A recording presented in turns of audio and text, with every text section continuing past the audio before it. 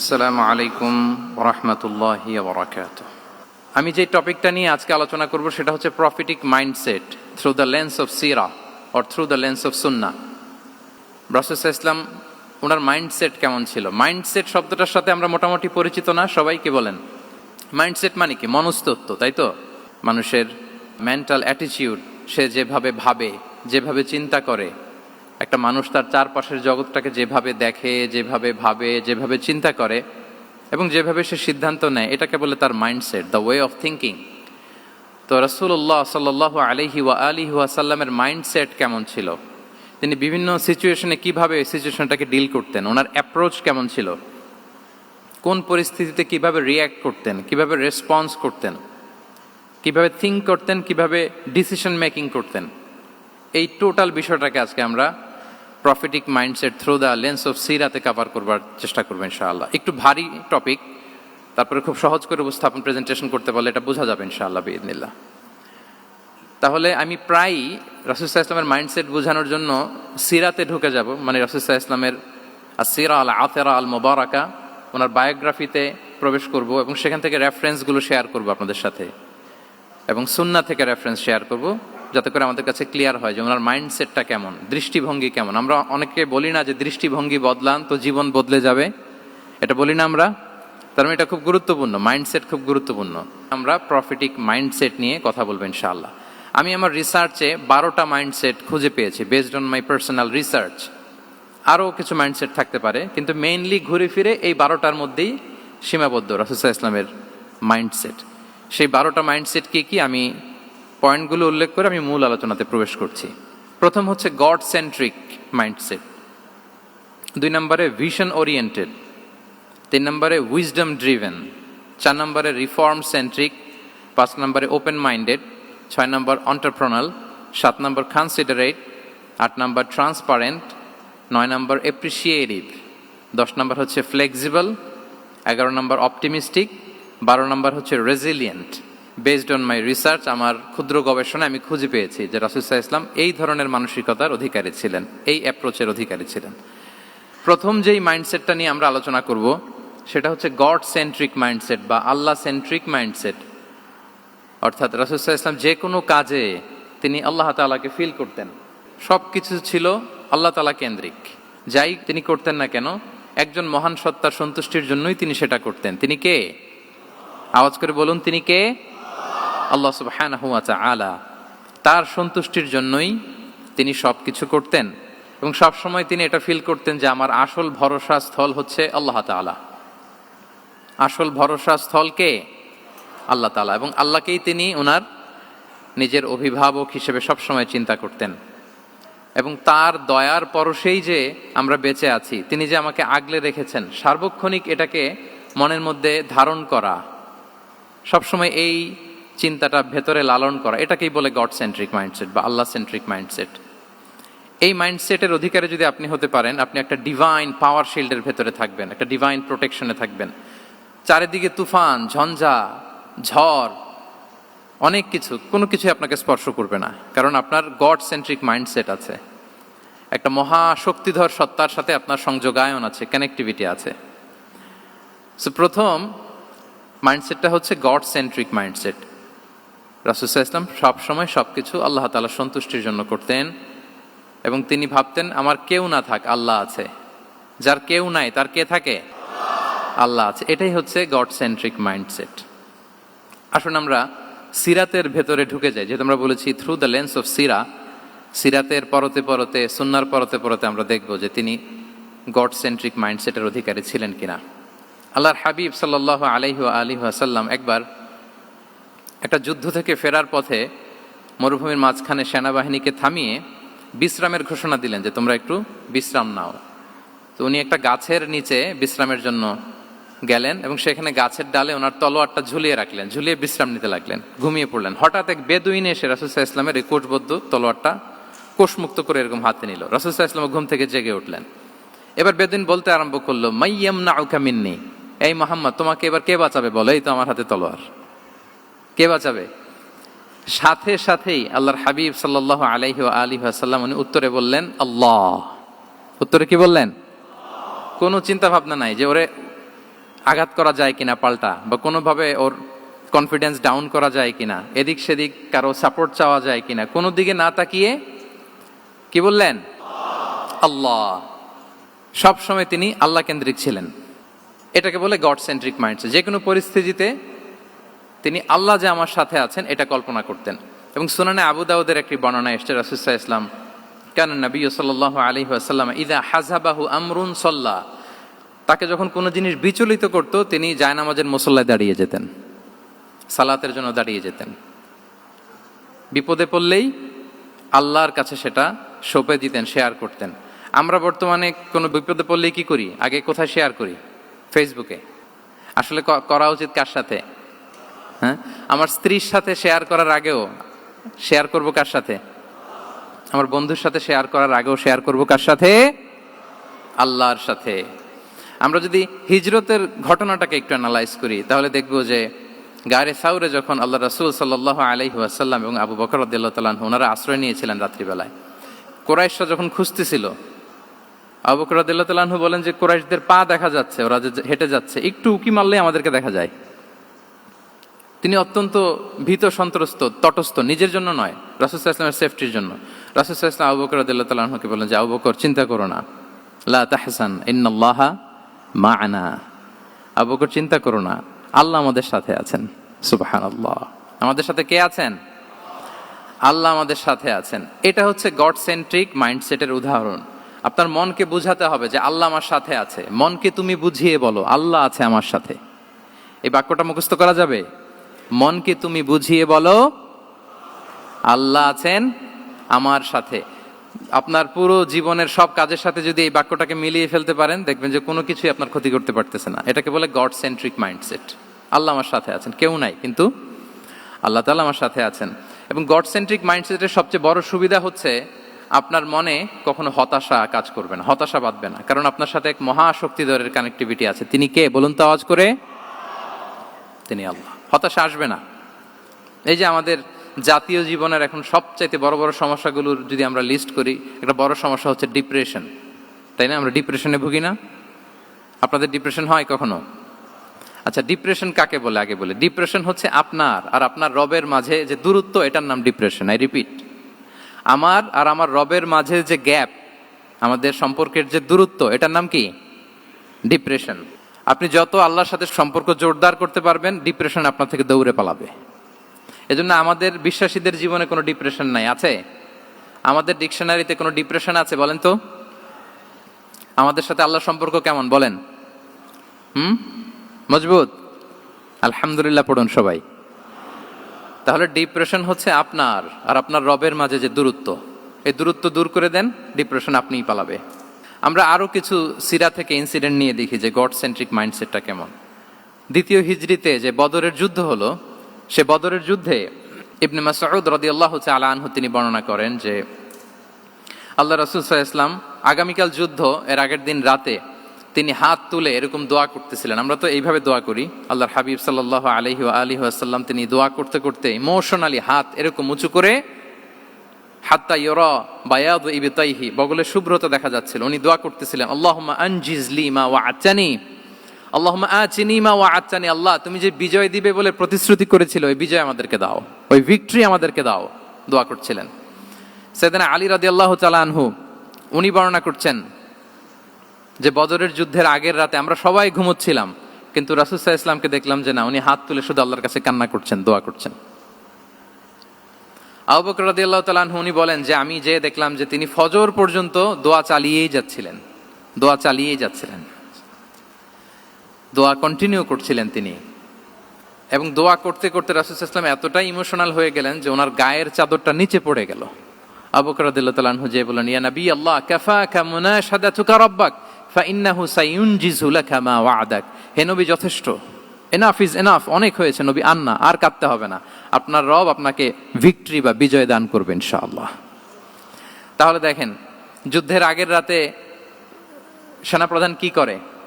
এই কৌশল ওই কৌশল, কোন দিক দিয়ে অ্যাটাক করা যাবে, ওয়ার স্ট্র্যাটেজি ঠিক করে, তার সাথে যারা আছে তাদের সাথে পরামর্শ করে। কিন্তু রাসূল সাল্লাল্লাহু আলাইহি ওয়াসাল্লাম সব কিছু সেট করে দিয়ে কার সাথে কানেক্টিভিটি গড়েছেন বলুন তো? আল্লাহর সাথে। This is called God centric mindset, Allah centric mindset. আমার হৃদয়টা সবসময় কার সাথে জুড়ে থাকবে? আল্লাহর সাথে, কারণ উনি ছাড়া আমার কোনো ঠিকানাই নাই। তাহলে এই মেন্টালিটি যদি আমরা ধারণ করতে পারি, এটাকে বলে গড সেন্ট্রিক মাইন্ডসেট। তাহলে রাসূলুল্লাহ সাল্লাল্লাহু আলাইহি ওয়া আলিহি ওয়াসাল্লামের যে 12টা মাইন্ডসেটের কথা আমরা বলেছি, তার প্রথমটা হচ্ছে গড সেন্ট্রিক। আল্লাহ তাআলা আমাদেরকে গড সেন্ট্রিক মাইন্ডসেট দান করুক। আমরা যে কোনো পরিস্থিতিতে যেভাবেই থাকি না কেন, আমরা বিপদে আপদে সবসময় ভরসা রাখবো কার উপর? এটাই হচ্ছে গড সেন্ট্রিক বা আল্লাহ সেন্ট্রিক মাইন্ডসেট। আচ্ছা, 2 নাম্বার মাইন্ডসেট হচ্ছে vision oriented mindset. Vision oriented mindset মানে হচ্ছে যার মধ্যে দূরদর্শিতা আছে, ফার সাইটেডনেস আছে, who can anticipate the future, যে ভবিষ্যৎ আগাম অনুমান করে ফেলতে পারে, সামনের পরিস্থিতিকে আগাম অনুমান করতে পারার যে যোগ্যতা বা দীর্ঘমেয়াদী চিন্তা করতে পারার যে ক্যাপাসিটি, এটাকে বলে ভিশন ওরিয়েন্টেড মাইন্ডসেট। এটা আল্লাহ রাসূল সাল্লাল্লাহু আলাইহি ওয়া আলিহি ওয়াসাল্লামকে আল্লাহ তাআলা দান করেছেন। উনি ভবিষ্যৎকে আগাম বুঝতে পারতেন, আগাম অনুমান করতে পারতেন, এবং সে অনুযায়ী তিনি স্ট্র্যাটেজি, প্ল্যান, পরিকল্পনা এটা তিনি সাজাতে পারতেন। এটাকে বলে ভিশন ওরিয়েন্টেড মাইন্ডসেট। এবার আসুন আমরা সিরাতের কিছু ইনসিডেন্টকে সামনে নিয়ে আসি যে তিনি কিরকম ভিশন ওরিয়েন্টেড মাইন্ডসেটের অধিকারী ছিলেন। আমরা সবাই হুদাইবিয়ার ঘটনা জানি না? কত হিজরিতে ঘটেছিল বলুন তো সবাই? 6ষ্ঠ হিজরিতে। লাকাদ সাদাকাল্লাহু রাসূলাহুর রুইয়া বিল হক লাতাদখুলুন্নাল মাসজিদাল হারামা ইনশাআল্লাহু আমিনিন। রাসূল সাল্লাল্লাহু আলাইহি ওয়াসাল্লাম 6ষ্ঠ হিজরিতে মদিনায় স্বপ্নে দেখলেন যে তিনি উমরা করতে যাচ্ছেন। তো নবীদের স্বপ্ন এটা কেবল স্বপ্ন নয়, এটা আল্লাহর পক্ষ থেকে ওয়াহি, রেভেলেশন। তো সেই হিসেবে তিনি 1400 সাহাবা নিয়ে উমরা করতে চলে গেলেন মক্কায়, কিন্তু মক্কাবাসী ঢুকতে দিল না, থামিয়ে দেয়া হলো। তো তখন একটা চুক্তি হয়েছিল, ওই চুক্তিতে বলা হলো, রাসূল সাল্লাল্লাহু আলাইহি ওয়াসাল্লাম লিখতে বললেন যে লিখো মিন মুহাম্মদ রাসূলুল্লাহ, আল্লাহর রাসূল মুহাম্মদের পক্ষ থেকে কুরাইশদের সাথে এই চুক্তি। কুরাইশরা আপত্তি করলো যে না, শুধু মুহাম্মদ লেখা যাবে, রাসূলুল্লাহ লেখা যাবে না, কারণ তুমি যে রাসূলুল্লাহ, আল্লাহর রাসূল, এটা যদি আমরা মেনে নেই তাহলে তোমার সাথে আর আমাদের দ্বন্দ্ব কিসের, আমরা তো ভাই ভাই হয়ে গেলাম, রাসূলুল্লাহ কাটো। সাহাবারা কেউ রাজি হয় না, বিশেষ করে ওমরে ফারুক রাদিয়াল্লাহু তাআলা, উনি রাজি হয় না, না না এটা কাটা যাবে না। রাসূল সাল্লাল্লাহু আলাইহি ওয়াসাল্লাম অনেক বলে কয়ে বুঝালেন যে না, দীর্ঘমেয়াদী চিন্তা করতে গেলে আমাদের এখন একটা শান্তি চুক্তির দরকার আছে, যাতে করে আমরা আমাদের গ্লোবাল নেভিগেশন সিস্টেম, দাওয়া সিস্টেমকে আরো স্ট্রং করতে পারি। অনেক বলে কয়ে রাসূলুল্লাহ কাটা হলো।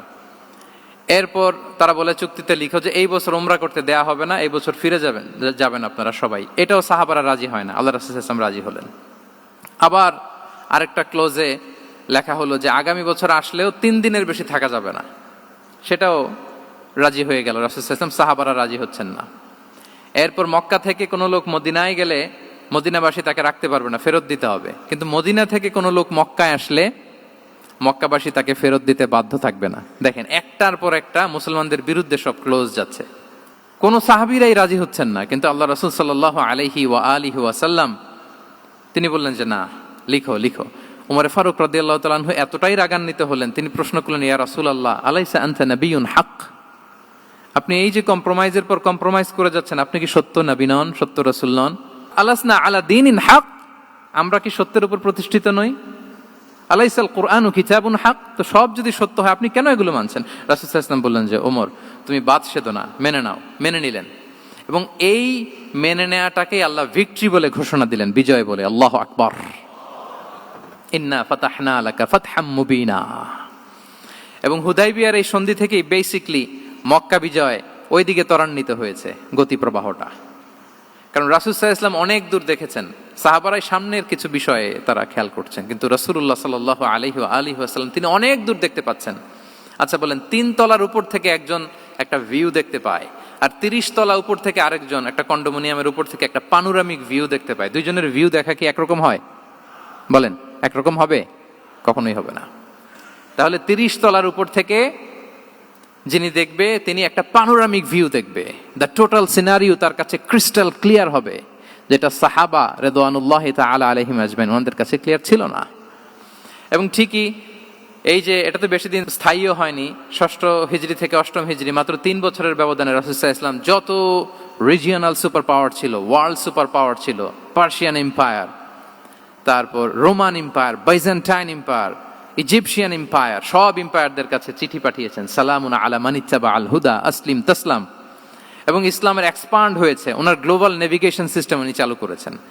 এর কারণ কি? উনি ছিলেন ভিশন ওরিয়েন্টেড মাইন্ডসেটের অধিকারী, দূরদর্শী, অনেক দূর দেখতে পেতেন, অনেক দূর তিনি দেখতে পেতেন, দীর্ঘমেয়াদী তিনি পরিকল্পনা করতে পারতেন। এটা হচ্ছে ভিশন ওরিয়েন্টেড মাইন্ডসেট যারা হয় তাদের ক্যারেক্টারিস্টিক্স বা ফিচার। আরো একটা উদাহরণ দেই, আপনারা কি বলতে পারেন আবিসিনিয়াতে নবুয়তি কত সালে সাহাবারা হিজরতে গিয়েছিল? বলতে পারবেন কেউ? হ্যাঁ, নবুয়তি কত সালে? 5ম সালে। হ্যাঁ, নবুয়তি 5ম বছর ওনারা আবিসিনিয়াতে, বর্তমানে যেটা ইথিওপিয়া বা ইরিত্রিয়া, সেখানে সাহাবারা হিজরতে গিয়েছিলেন। এবং আবিসিনিয়াতে এই যে হিজরতে গেল, তারা সবাই মিলে ফিরে এসেছিল মদিনায় কবে? এটা কি কেউ জানেন? আল্লাহু আকবার, মাশাআল্লাহ মাশাআল্লাহ। বসুন। খায়বার বিজয়ের দিন এসেছিলেন।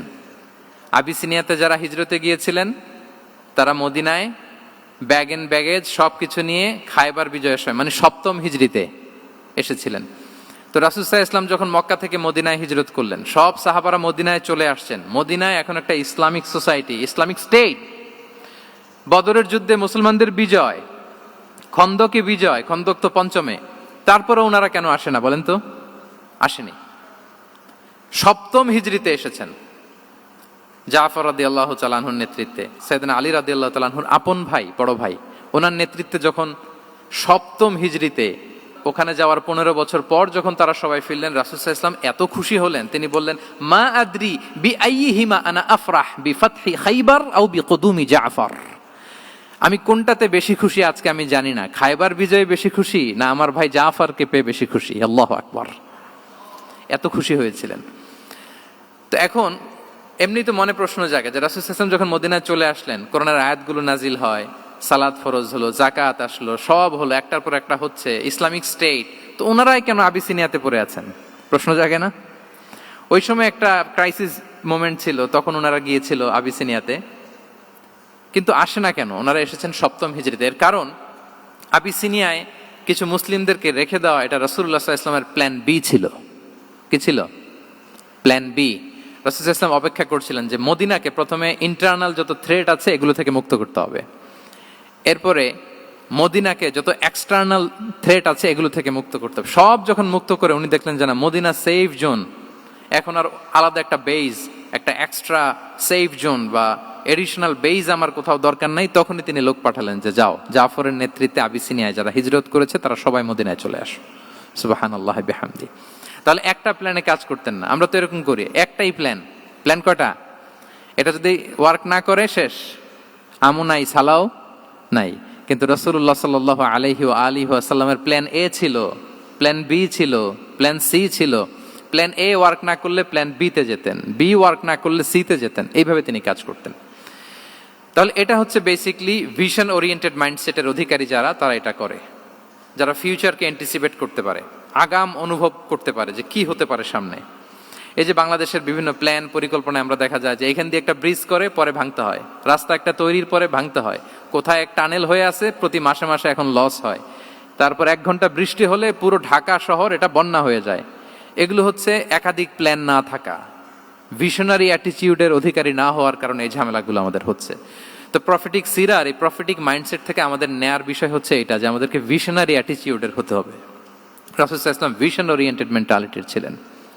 আগাম, আজ থেকে 50 বছর পরে বাংলাদেশে কি ক্রাইসিস হতে পারে, আজ থেকে ঠিক 100 বছর পরে বাংলাদেশে কি হতে পারে, ওই রোড ম্যাপকে সামনে রেখে আমাদেরকে প্ল্যান করতে হবে। এটাকে বলে ভিশন ওরিয়েন্টেড মাইন্ডসেটের অধিকারী হওয়া। 3 নাম্বার হচ্ছে উইজডম ড্রিভেন মাইন্ডসেট। উইজডম মানে হচ্ছে প্রজ্ঞা। প্রজ্ঞা কি? জ্ঞান আর কমন সেন্স দুইটা একসাথে হইলে ওইটারে প্রজ্ঞা বলে। When the knowledge and common sense join together, it reflects as wisdom. আপনার জ্ঞান এবং আপনার কমন সেন্স একসাথে হইলে ওইটা উইজডম হয়ে যায়। রাসূল সাল্লাল্লাহু আলাইহি ওয়াসাল্লাম ছিলেন প্রজ্ঞায় সমৃদ্ধ এক মননের অধিকারী। ওনার সব কিছুতেই প্রজ্ঞা ছিল। উইজডম ইন গিভিং অ্যাডভাইস, উপদেশ দেওয়ার সময় ছিল। উইজডম ইন পলিসি মেকিং এর সময় সেখানে প্রজ্ঞা ছিল। Wisdom in action, strategic plan, কোনো স্ট্র্যাটেজিক প্ল্যানের ক্ষেত্রে প্রজ্ঞা ছিল। রাসূল সাল্লাল্লাহু আলাইহি ওয়াসাল্লাম একই প্রশ্নের উত্তর এক একজনকে এক একভাবে দিতেন। অনেক সাহাবারা জিজ্ঞেস করতেন যে রাসূলুল্লাহ, একই প্রশ্ন, একে বললেন এইটা, ওরে বললেন ওইটা, ওরে বললেন আরেকটা, এটা কেন? তো রাসূল সাল্লাল্লাহু আলাইহি ওয়াসাল্লাম বললেন যে আমি জানি ওর কিসে ঘাটতি, আমি জানি ওর কি প্রয়োজন, আমি জানি ওকে কোন নাসিহাটা দিলে কাজ করবে, ফলে এক একজনকে আমি এক একভাবে ক্লারিফাই করেছি। আল্লাহু আকবার। This is called wisdom. আচ্ছা, উইজডম, রাসূল সাল্লাল্লাহু আলাইহি ওয়াসাল্লাম যে উইজডম ড্রিভেন মাইন্ডসেটের অধিকারী ছিলেন, এটার কয়েকটা এক্সাম্পল আমরা সিরাত থেকে দেখি। মক্কা বিজয় হয়েছে কত হিজরিতে?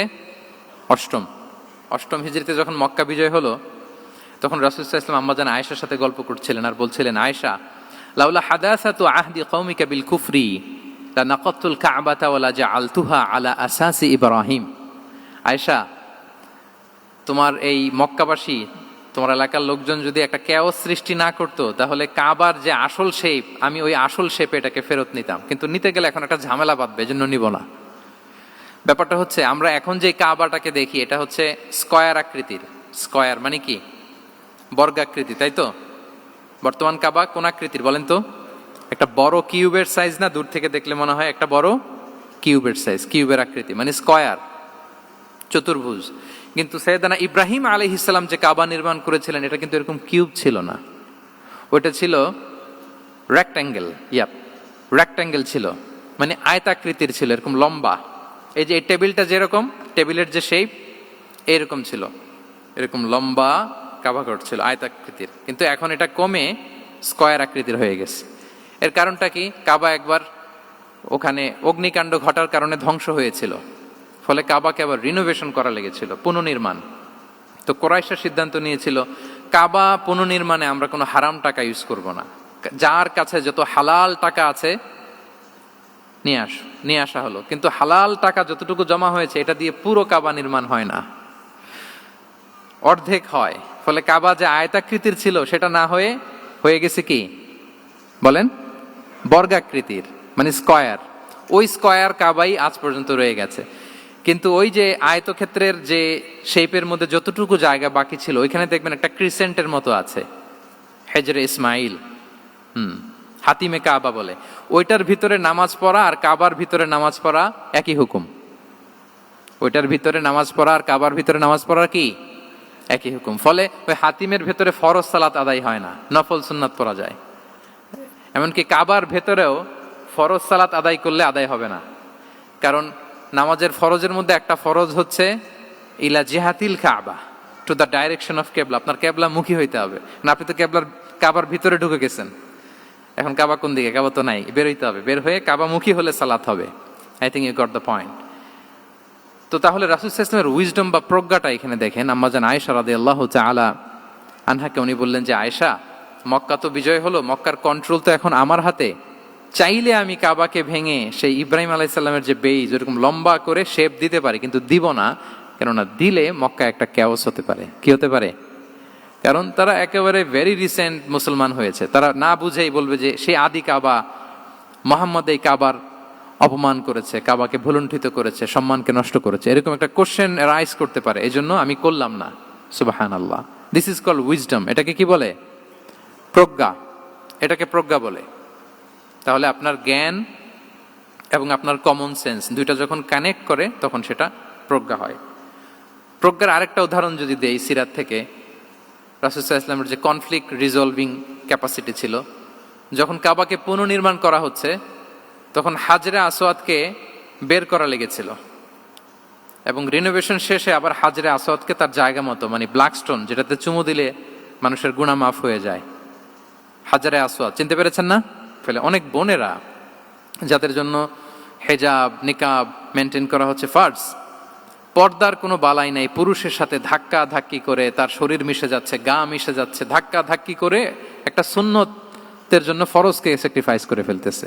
মানে ফোকাস ঠিক নাই আর কি, কোথায় যে কোনটা করতে হবে ওইটাই ভুলে গেছে। তো এই হাজরে আসওয়াদ পাথরকে আবার জায়গা মতো রাখতে হবে। এখন কে রাখবে, এই নিয়ে মারামারি মক্কায়। বড় বড় চারটা গোত্র বলে, এই গোত্র বলে আমি রাখবো, এই গোত্র বলে আমি রাখবো, আরেক গোত্র বলে রক্তের গঙ্গা বইয়ে দেবো মক্কায়, কিন্তু এই সম্মান অন্যকে নিতে দিব না, কারণ ইটস ভেরি প্রেস্টিজিয়াস ইস্যু, যে আমাদের গোত্র এই ব্ল্যাক স্টোন হাজরে আসওয়াদকে নিয়ে জায়গা মতো রেখেছে, এটা কাউকে দিব না। তো সবাই যখন মারমুখী, তখন আল্লাহ রাসূল সাল্লাল্লাহু আলাইহি ওয়া আলিহি ওয়াসাল্লাম তিনি সমাধান দিলেন যে মারামারির দরকার নাই, একটা চাদর নিয়ে আসো। নিয়ে আসা হলো। 4 গোত্রের 4 লিডারকে বললেন, চাদরের 4 কোনা ধরো। চারজন চার কোনা ধরলো, রাসূল সাল্লাল্লাহু আলাইহি ওয়াসাল্লাম তিনি পাথরটা নিয়ে মাঝখানে রাখলেন। এবার চার নেতাকে বললো, আসো, জাতীয় চার নেতা চলে আসো, কাবার সামনে চলে আসলো। এরপরে আল্লাহ রাসূল সাল্লাল্লাহু আলাইহি ওয়াসাল্লাম ওনার মোবারক হাত দিয়ে, বরকতময় হাত দিয়ে হাজরা আসওয়াদকে নিয়ে নিজ হাতে রাখলেন। এবার সবাই হ্যাপি, কারণ অংশগ্রহণ করতে পারছে। আসলে মূল স্ট্যাটাস কিন্তু চলে গেছে রাসূলের দিকে, নাকি? ওরা তো এটা টাচও করতে পারে নাই, পারছে? ওরা চাদর ধরেই হ্যাপি, কিন্তু পাথরটা ধরেছিল কে? রাসূল সাল্লাল্লাহু আলাইহি ওয়াসাল্লাম। চাদরে রেখেছিল কে? রাসূল সাল্লাল্লাহু আলাইহি ওয়াসাল্লাম। চাদর থেকে নিয়ে আবার কাবা ঘরে সেট করেছিল কে? রাসূলুল্লাহ সাল্লাল্লাহু আলাইহি ওয়া আলিহি ওয়াসাল্লাম। এভাবে উনি কনফ্লিক্ট রিজলভ করতেন থ্রু হিজ উইজডম, ওনার প্রজ্ঞার মধ্য দিয়ে। আমরা যদি তায়েফের ঘটনা দেখি, রক্তাক্ত হয়েছেন, পাহাড় রক্ষী ফেরেশতারা এসে বলেছে, রাসূলুল্লাহ জাস্ট অর্ডার করেন, আমরা কলাপস করবো এমন ভাবে the entire Taif city will be collapsed, একেবারে স্ম্যাশ করে দিব, পাউডার হয়ে যাবে। রাসূল সাল্লাল্লাহু আলাইহি ওয়াসাল্লাম বললেন, না, বাল আরজু আন ইউখরিজাল্লাহু মিন আসলাবিহিম মান ইয়াবুদুল্লাহ ওয়াহদাহু ওয়া লা ইউশরিকু বিহি শাইআ। তিনি বললেন, না, ওদেরকে ধ্বংস করে দিও না, ওদেরকে ধ্বংস করলে লা ইলাহা পড়বে কে? সুবহানাল্লাহ। কি উইজডম ড্রিভেন ছিলেন উনি।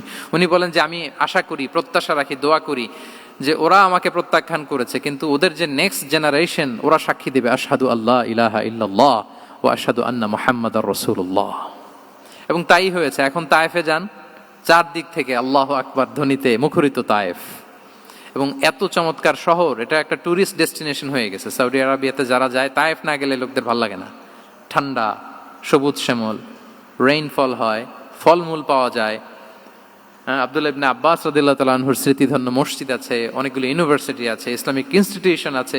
এই যে নয়নাভিরাম তায়েফ, এটা রাসূল সাল্লাল্লাহু আলাইহি ওয়াসাল্লামের উইজডমের ফসল। ওই দিন যদি রাগের চোটে বলতো যে হ্যাঁ দাও, স্ম্যাশ করে দাও, তাইলে এই যে যারা শাহাদা পড়েছে, নও মুসলিম হয়েছে, এটা কিন্তু হতো না।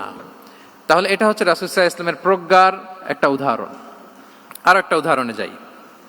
রাসূল সাল্লাল্লাহু আলাইহি ওয়াসাল্লাম যখন আকাবার দ্বিতীয় শপথ করে ফেললেন ইয়াসরিববাসীর সাথে, তখনও মদিনা হয়নি, তো তখন মদিনাবাসী বলল যে রাসূলুল্লাহ, আপনি তো এখনো হিজরত করবেন না, তো আমাদেরকে কোরআন শিখাবে কে, সালাত শিখাবে কে? আপনি একজন দায়ী পাঠান, আমাদের সাথে একজন টিচার দেন। রাসূল সাল্লাল্লাহু আলাইহি ওয়াসাল্লাম তখনও মদিনাতে হিজরতে যাননি, আমাদের সাথে একজন দায়ী পাঠাবেন।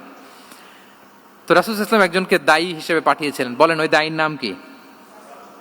কি নাম? মুসআব ইবনে উমাইর রাদিয়াল্লাহু তাআলা আনহু, যিনি উহুদের যুদ্ধে শহীদ হয়েছিলেন, উনাকে পাঠিয়েছিলেন। দেখেন, উনি আবু বকর রাদিয়াল্লাহু তাআলা আনহুকে পাঠান নাই, পাঠিয়েছেন ওমর ফারুককে, ওসমান রাদিয়াল্লাহু তাআলা আনহু, আলী রাদিয়াল্লাহু তাআলা আনহু, কাউকে পাঠাইছেন? কারে পাঠালেন?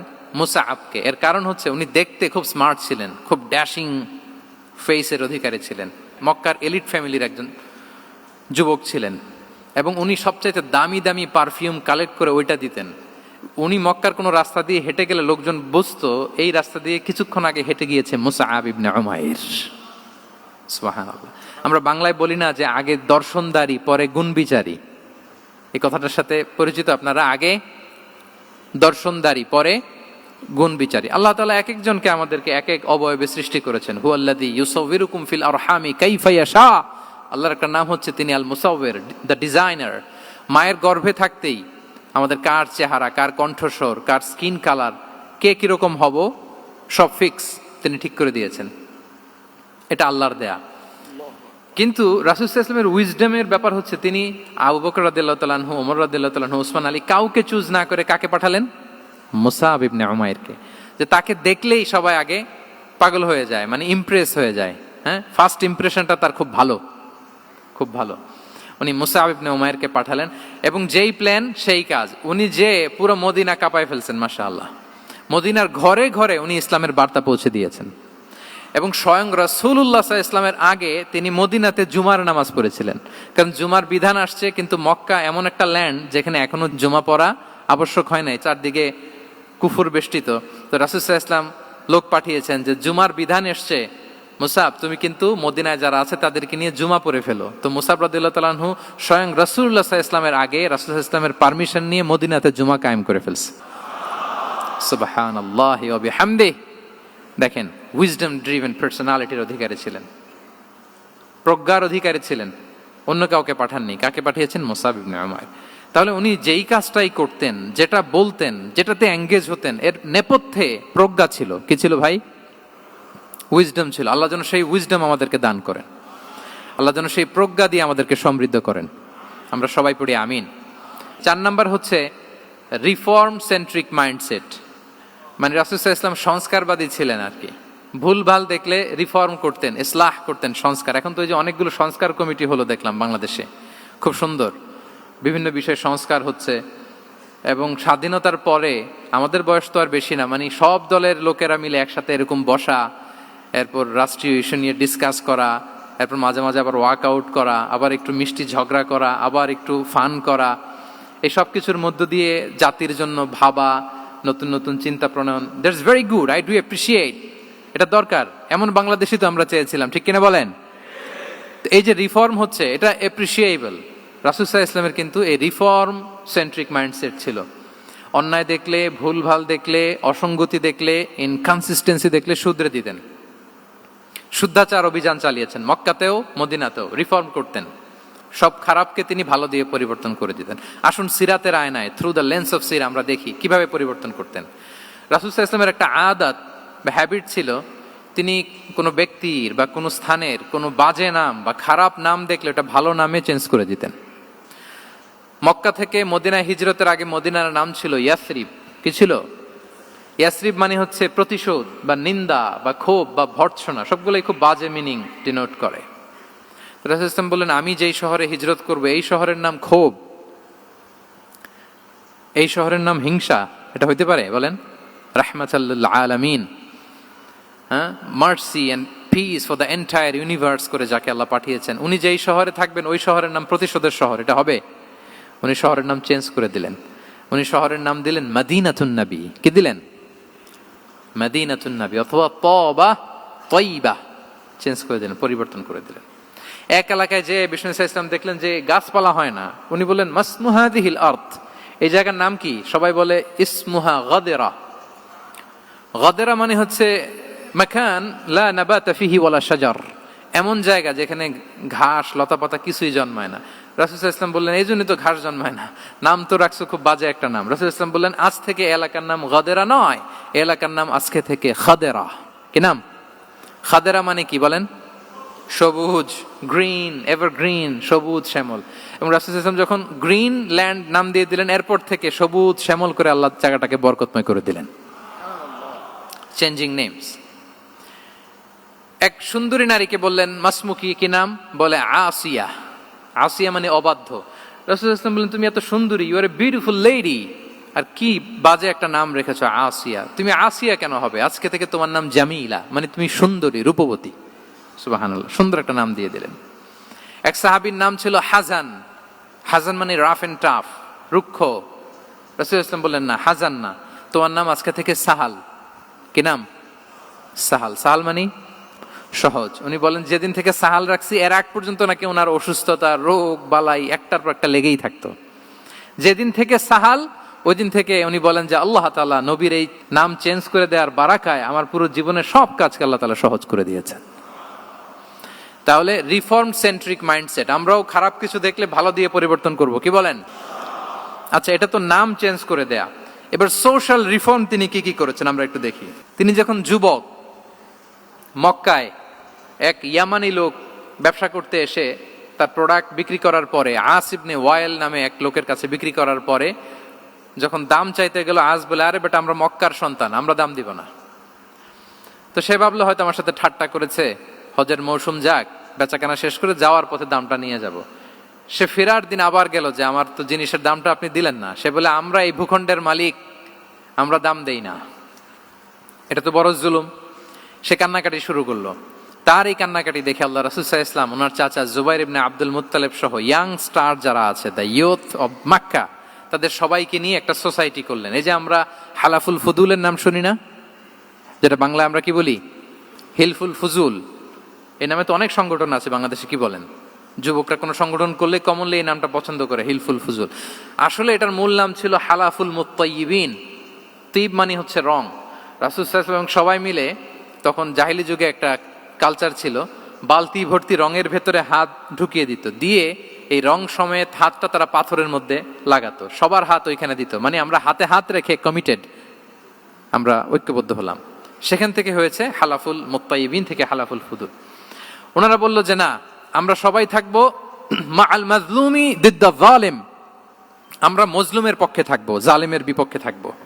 এবং যেই প্রতিজ্ঞা ওই কাজ, সবাই মিলে আস ইবনে ওয়াইলকে ধরলো, তার কাছ থেকে টাকা আদায় করে ওই ইয়ামানি ব্যবসায়ীর কাছে পৌঁছে দিয়ে তিনি মাজলুমকে সহায়তা করেছেন। সুবহানাল্লাহ। এবং এই টেন্ডেন্সি, এই জুলুম, চাঁদাবাজি যেগুলো ছিল মক্কার জমিনে, রাসূল সাল্লাল্লাহু আলাইহি ওয়াসাল্লাম এই সোশ্যাল রিফর্মের মাধ্যমে এটাকে সংস্কার করেছেন। তাহলে এই যে রিফর্ম সেন্ট্রিক আমাদের হইতে হবে। আমাদের সমাজেও এখন চাঁদাবাজি আছে না নাই বলেন?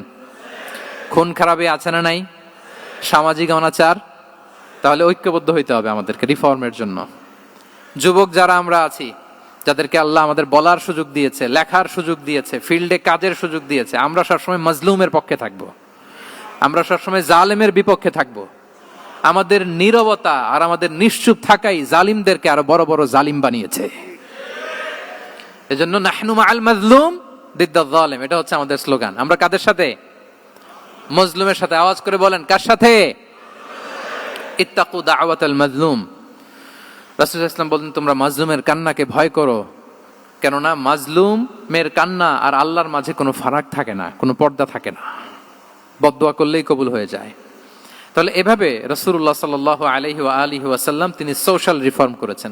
আমরা যদি ওনার পলিটিক্যাল রিফর্মের দিকে তাকাই, তাহলে দেখব যে আমরা যদি কনস্টিটিউশন অফ মদিনার কথা বলি, মদিনার কনস্টিটিউশন, এটা কিন্তু রাসূল সাল্লাল্লাহু আলাইহি ওয়াসাল্লাম করেছেন। মদিনা চার্টার, এত চমৎকার চার্টার পৃথিবী আর দেখেনি। ওইটা থেকেই এখন সব গোটা বিশ্বের সংবিধান। এই যে আমাদের সংবিধান সংস্কার কমিশন আছে না একটা, নিশ্চয়ই তারা ওইটা থেকে অনেক বেনিফিটেড হতে পারবেন। আমাদের যে মদিনা চার্টার, রাসূল সাল্লাল্লাহু আলাইহি ওয়াসাল্লাম নিজে করা, এবং এটা একটা ইনক্লুসিভ চার্টার ছিল। মুসলিম, পেগানস, জুইশ, সব ধর্মের মানুষকে নিয়ে তিনি মদিনাতে ওয়ান উম্মাহ ঘোষণা দিয়েছিলেন। ওয়ান উম্মাহ, উই আর ওয়ান উম্মাহ। হোক তুমি পেগান মুশরিক, হোক তুমি জুইশ মানে ইহুদি, হোক তুমি মুসলিম, তুমি যেই ধর্মের হও না কেন, মদিনাকে রক্ষা করতে যে আমরা সবাই মিলে উম্মাহ ওয়াহিদা, আমরা সবাই মিলে কি উম্মাহ ওয়াহিদা। পৃথিবীর অনেক দেশ এই আইডিওলজিকে ধারণ করে হু হু করে এগিয়ে গিয়েছে। মালয়েশিয়াতে 3টা রেস, আমি তো প্রায় এক যুগ ওখানে, আমার 2টা ডিগ্রি ওখান থেকে, মাস্টার্স পিএইচডি।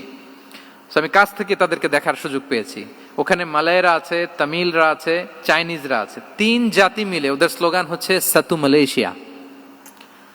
মালয় ভাষায় সাতু মানে হচ্ছে ওয়ান, মালয় ভাষায় সাতু মানে কি ওয়ান। সাতু মালয়েশিয়া মানে আমরা হতে পারি চাইনিজ, হতে পারি তামিল, কিংবা হতে পারি মালয় ভূমিপুত্রা, কিন্তু সবাই মিলে দেশের স্বার্থে আমরা সবাই কি এক। এটাই লাগবে আমাদের নতুন বাংলাদেশে। জুলাই আপরাইজিং এর পরে আমাদের এই ঐক্যবদ্ধ থাকার বাংলাদেশ আমরা চাই কি চাই না বলেন? সাম্রাজ্যবাদকে রুখে দিতে, যে কোনো ষড়যন্ত্রকে রুখে দিতে ঐক্যবদ্ধ থাকার কোনো বিকল্প নাই, ঠিক কিনা বলেন? ঐক্যবদ্ধ থাকতে হবে আমাদেরকে, যেটা রাসূলুল্লাহ সাল্লাল্লাহু আলাইহি ওয়া আলিহি ওয়াসাল্লাম মদিনা চার্টারে আমাদেরকে শিখিয়েছেন যে আমরা ওয়ান উম্মাহ। তাহলে খারাপ নাম দেখলে চেঞ্জ করতেন, পলিটিক্যাল রিফর্ম করেছেন ওয়ান উম্মাহ গঠনের মধ্য দিয়ে। ফিনান্সিয়াল রিফর্ম যদি বলি, শুধু financial reforms by prophet Muhammad peace be upon him, এটা নিয়ে লম্বা কথা বলা যেতে পারে। শুধু একটা উদাহরণ দিয়ে শেষ করি। বিদায় হজের ভাষণে উনি সুদকে চিরতরে কবরস্থ করেছেন, সুদকে চিরতরে কবরস্থ করেছেন, এবং এটা অন্যের জন্য না, নিজের ঘর দিয়ে শুরু করেছেন। উনি বলেছেন যে এই হানাহানি, রক্তপাত এটা বন্ধ, আমার গোত্রের একটা এরকম রক্তের দাবি আছে, এটা আমি শেষ ঘোষণা করলাম। এরপর বললেন যে সুদ কবর দিলাম, অন্য জায়গা থেকে না, আমার পরিবার থেকে। রাসূল সাল্লাল্লাহু আলাইহি ওয়াসাল্লামের চাচা স্বয়ং আব্বাস রাদিয়াল্লাহু তাআলা আনহুর অনেক সুদের ট্রানজাকশন ছিল, ইন্টারেস্ট, সুদের ব্যবসা ছিল।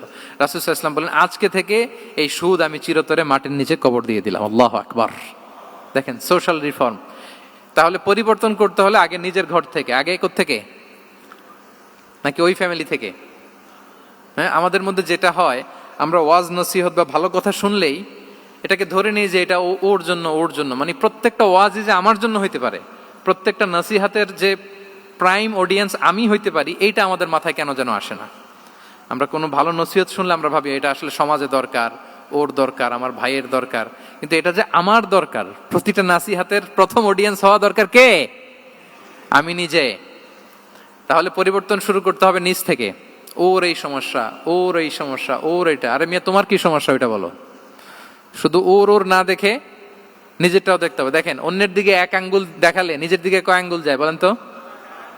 এই যে নিজের দিকে কিন্তু তিনটা। আমি যদি এরকম করি তা আমার দিকে আসে তিনটা। এজন্য নিজ থেকে, নিজের ফ্যামিলি থেকে আমরা সংস্কার শুরু করব। কি বলেন? ওমরে ফারুক রাদিয়াল্লাহু তাআলা আনহু যখন ফ্যামিলি মিটিং এ বসতেন, উনি ওনার সন্তানদেরকে বলতেন, শোনো, তোমরা খলিফাতুল মুসলিমিন, আমিরুল মুমিনিনের সন্তান।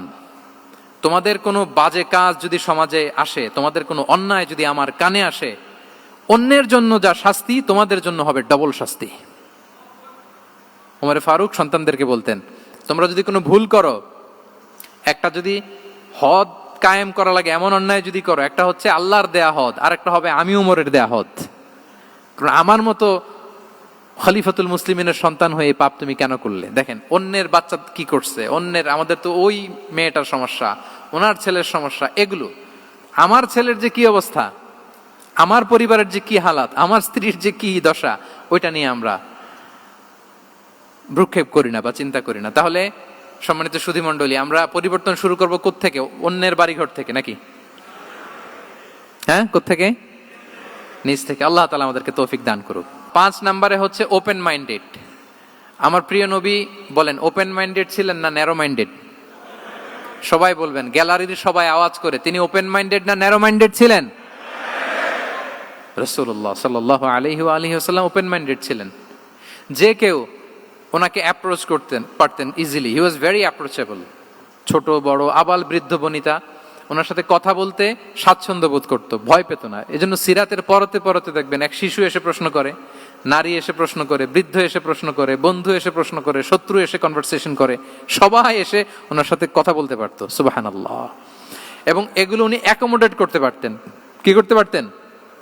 অ্যাকোমোডেট করতেন। ছোট্ট একটা উদাহরণ দেই, আসির আল হালাবিয়া থেকে নেয়া একটা বিখ্যাত সিরাতের গ্রন্থ। বদরের যুদ্ধে রাসূল সাল্লাল্লাহু আলাইহি ওয়াসাল্লাম বদরের মাঠে সেনা ক্যাম্প স্থাপন করলেন। কি ক্যাম্প? সেনা ক্যাম্প স্থাপন করলেন। আল হুবাব ইবনুল মুনজির রাদিয়াল্লাহু তাআলা আনহু এক সাহাবী, উনি বললেন, ইয়া রাসূলুল্লাহ, এই যে সেনা শিবির যে এখানে স্থাপন করলেন, এটা কি আপনার নিজের ইচ্ছায় না আল্লাহর আদেশে? দেখেন, সেনাপতিরে কোনো সাধারণ সৈনিক এই প্রশ্ন করতে পারে? করলে চাকরি থাকবে? কিন্তু রাসূল সাল্লাল্লাহু আলাইহি ওয়াসাল্লামের কাছে সাহস নিয়ে আল হুবাব ইবনুল মুনজির বলে, ইয়া রাসূলুল্লাহ, এই যে সেনা শিবির স্থাপন করলেন, এটা কি আপনার ইচ্ছায় নাকি এটা ওয়াহি? রাসূল সাল্লাল্লাহু আলাইহি ওয়াসাল্লাম বললেন, না, এটা ওয়াহি না, এটা ওয়াহি না, বাল হুয়া রায়ু ওয়াল হারবু ওয়াল মাকিদা, না, এটা যুদ্ধের কৌশল হিসেবে আমি করেছি। আল হুবাব ইবনুল মুনজির বললেন, ইয়া রাসূলুল্লাহ, তাহলে সঠিক জায়গায় সেনা ক্যাম্প স্থাপন হয় নাই। রাসূলের দিকে তাকিয়ে বলতেছেন যে আপনি যেখানে করছেন ওখানে ঠিক হয় না ইয়া রাসূলুল্লাহ, আপনি অভয় দিলে আমি বলতে পারি কোথায় ঠিক হবে। রাসূল সাল্লাল্লাহু আলাইহি ওয়াসাল্লাম বললেন, তাই? আমি যেটা করছি এটা ঠিক হয় নাই, তাহলে কোনটা ঠিক বলো? উনি বললেন, ওই যে বদরে একটা কুয়া আছে যেখানে পানির ব্যবস্থা আছে, ওইটার সামনে ব্যারিকেড দিয়ে আমাদের শিবির করতে হবে। তাহলে আমরা বদরের কুয়া থেকে পানি খাইতে পারবো, সারাদিন পানি খাবো, আর কাফিররা যুদ্ধে তো মারা যাবে, পানির অভাবে মারা যাবে। সুবহানাল্লাহ পড়বেন না? রাসূল সাল্লাল্লাহু আলাইহি ওয়াসাল্লাম বললেন, আরে তাই তো, তুমি তো ঠিকই বলেছো, এভাবে তো আমি ভেবে দেখিনি। আবার তিনি অ্যানাউন্স করে দিলেন যে সেনা শিবির এখানে যেই তাবু টাঙানো হয়েছে এখান থেকে মুভ করে আল হুবাব যেখানে ইন্ডিকেট করেছে ঠিক ওই জায়গায় যে শিবির স্থাপন করো। তাহলে আওয়াজ করে বলুন, ওপেন মাইন্ডেড না ন্যারো মাইন্ডেড? আমরা অনেক সময় আমাদের অধীনস্থদের কথা শুনতে চাই না। অনেক সময় অধীনস্থদের মাথা থেকেও দারুণ দারুণ দুর্দান্ত আইডিয়া চলে আসতে পারে। ইগনোর করবেন না সব সময়, আপনি দেখবেন যে তার কাছ থেকে ভালো আইডিয়া এসছে কিনা। তাহলে রাসূল সাল্লাল্লাহু আলাইহি ওয়াসাল্লাম এটাকে ইগনোর না করে অ্যাকোমোডেট করলেন। সুবহানাল্লাহ। খন্দক যুদ্ধের কথা যদি দেখি, পরীক্ষা খননের অ্যাডভাইস কে দিয়েছিল? মক্কার কোন লোক? মদিনার? কে দিয়েছিল? সালমান আল ফারিসি। বাড়ি কোথায়? ইরান, পারস্য। হি ওয়াজ পার্সিয়ান বেসিক্যালি। তাহলে দেখেন, সেই পারস্য থেকে এসে বললেন যে এখানে পরীক্ষা খনন করলে ভালো হয়। 5.5 কিলোমিটার পরীক্ষা খনন করে ফেললেন। 4.5 মিটার প্রশস্ত, 3.5 মিটার হচ্ছে এটার ডেপথ। পুরো মদিনার সবাই মিলে এটা করে ফেললেন। তার মানে আমি সব বুঝি, আমি সব জানি, এই মেন্টালিটি থেকে আমাদের বেড়ে আসতে হবে। এটা হচ্ছে একটা ন্যারো মাইন্ডেড পার্সোনালিটির অধিকারী, যে আমি যেটা বলছি ওইটা, এটার পরে কোনো কথা নেই, এটা ভুল। বরং আমার টিমের মধ্যে থেকে যদি কোনো ভালো অপিনিয়ন আসে সেটা আমি রিভাইজ করব। কি বলেন, পারা যাবে না? তাহলে ওপেন মাইন্ডেড পার্সোনালিটি ছিলেন রাসূলুল্লাহ সাল্লাল্লাহু আলাইহি ওয়াসাল্লাম। 6 নম্বর মাইন্ডসেট হচ্ছে অন্টারপ্রেনাল মাইন্ডসেট।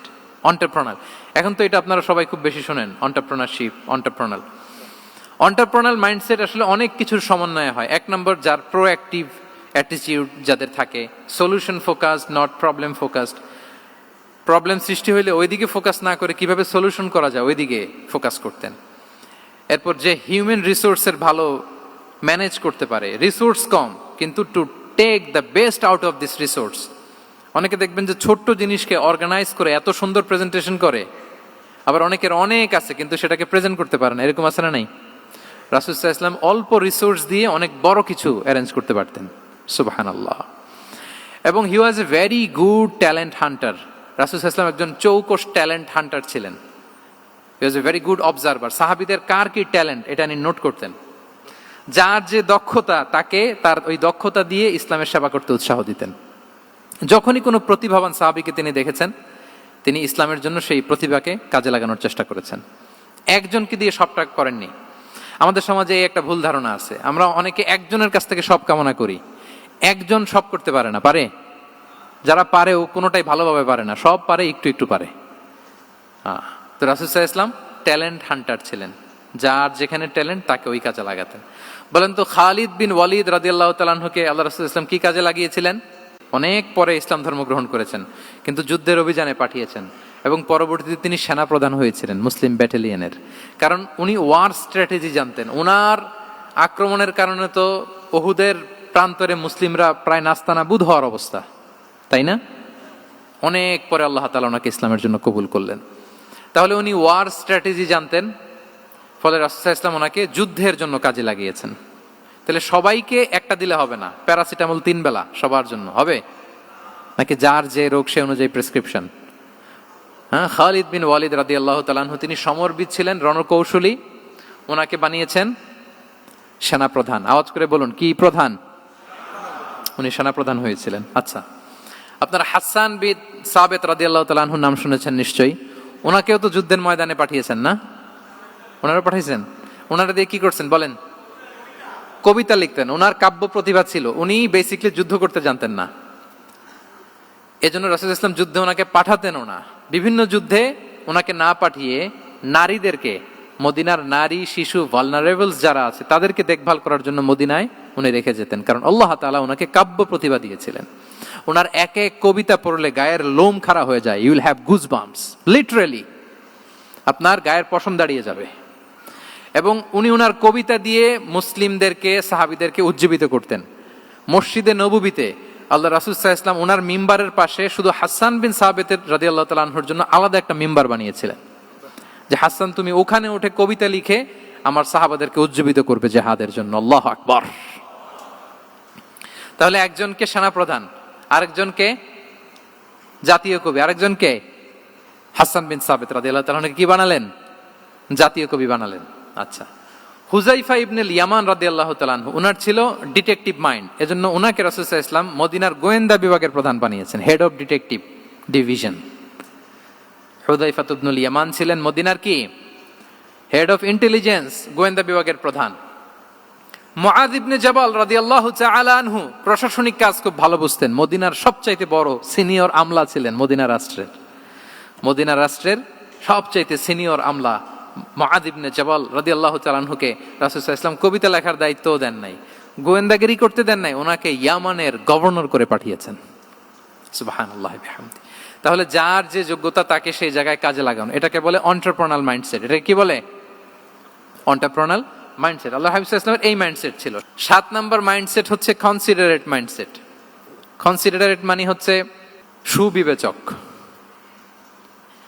যার বিবেচনা আছে, অথবা যে অন্যের প্রতি সহানুভূতিশীল, উচ্চ বিবেকবোধ সম্পন্ন ব্যক্তিত্ব।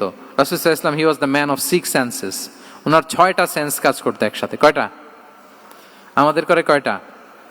5টা তো আল্লাহ দিছে, অনেকের 3টাও কাজ করে না। কোন দিক দিয়ে কি হচ্ছে দিন দুনিয়ায় নাই, সে একেবারে অন্য জগতের মানুষ। কি হচ্ছে চোখ কান খোলা নাই, কিছু জানা নাই। কিন্তু রাসূল সাল্লাল্লাহু আলাইহি ওয়াসাল্লাম he was man of 6 senses. চারদিকে কোথায় কি হচ্ছে, কার একটু অসুবিধা হয়ে যাচ্ছে, কার একটু সমস্যা, খুব অন্যের ব্যথায় ব্যথিত ছিলেন, অন্যের দুঃখে দুঃখী ছিলেন। অন্যের প্রতি সহানুভূতি ছিলেন, ম্যান অফ সিক্স সেন্সেস ছিলেন তিনি। সিরাত থেকে দু একটা উদাহরণ দেখেন। একবার রাতের নামাজ, সম্ভবত এশার নামাজ, খুব ছোট্ট করে শেষ করে দিলেন। তো সাহাবারা জিজ্ঞেস করলেন, ইয়া রাসূলুল্লাহ, নামাজ তো এত তাড়াহুড়ো করতে আপনাকে কখনো দেখিনি। তিনি বললেন, আমি নামাজের মাঝখানে এক ছোট্ট বাচ্চার কান্না শুনেছি। আনাস রাদিয়াল্লাহু বর্ণনা করেন যে কানা রাসূলুল্লাহ সাল্লাল্লাহু আলাইহি ওয়াসাল্লাম ইয়াসমাউ বুকা আস-সাবিয়্যি মা উম্মি।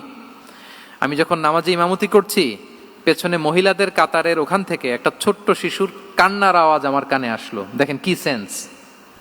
তো আমার মনে হচ্ছিল বাচ্চার কান্নায় পেছনের কাতারে মায়ের বড্ড কষ্ট হচ্ছে, যে মাটা বাচ্চাটাকে নিয়ে এসছে উইমেন প্রেয়ার হলে, তাকে বাচ্চাটাকে ম্যানেজ করতে বা সামলাতে মায়ের বড্ড কষ্ট হয়ে যাচ্ছে আমার মনে হচ্ছে।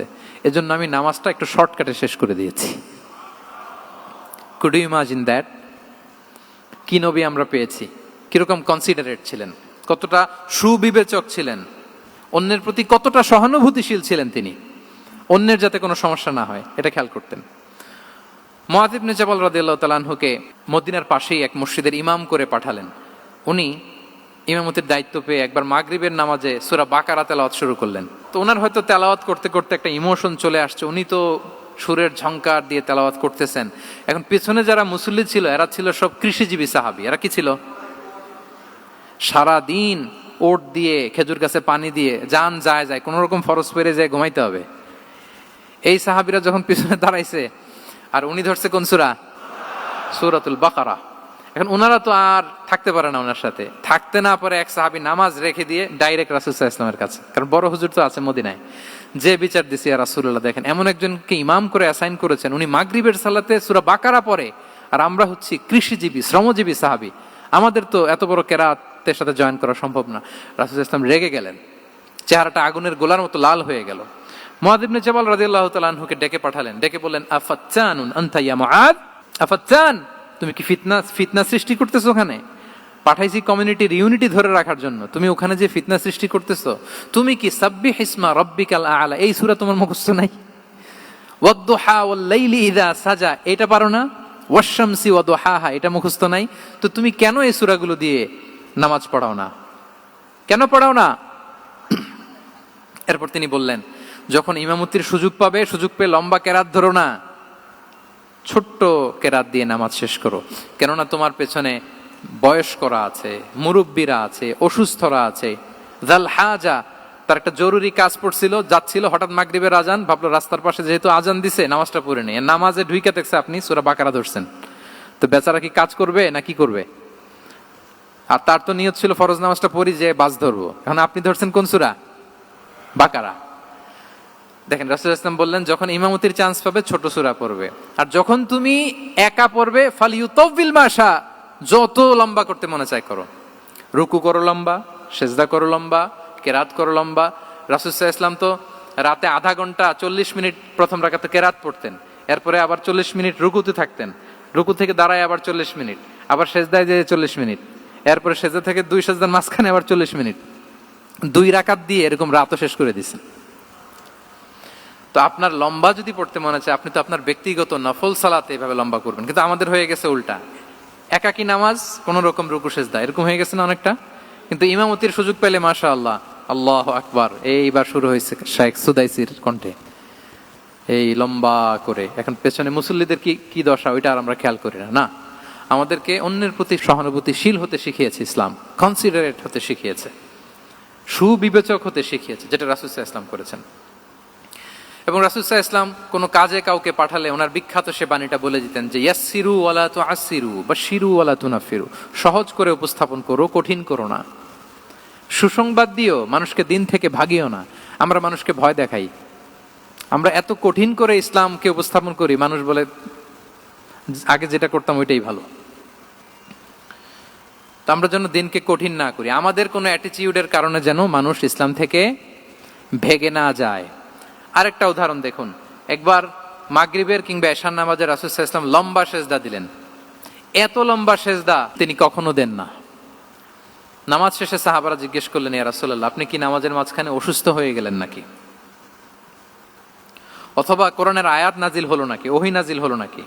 রাসূল সাল্লাল্লাহু আলাইহি ওয়াসাল্লাম বললেন, কুল্লু যালিকা লাম ইয়াকুন ওয়ালাকিন নাবনি ইরতাহালানি ওয়া কারিহতু আন উআজ্জিলাহু হাত্তা ইয়াকদিয়া হাজাতাহ। বললেন না, অসুস্থ হই নাই, ওহিও নাজিল হই নাই। আমি যখন সেজদায় গিয়েছি, আমার দুই ছোট নাতি হাসান হোসেন আমার কাঁধের উপরে চেপে বসেছে।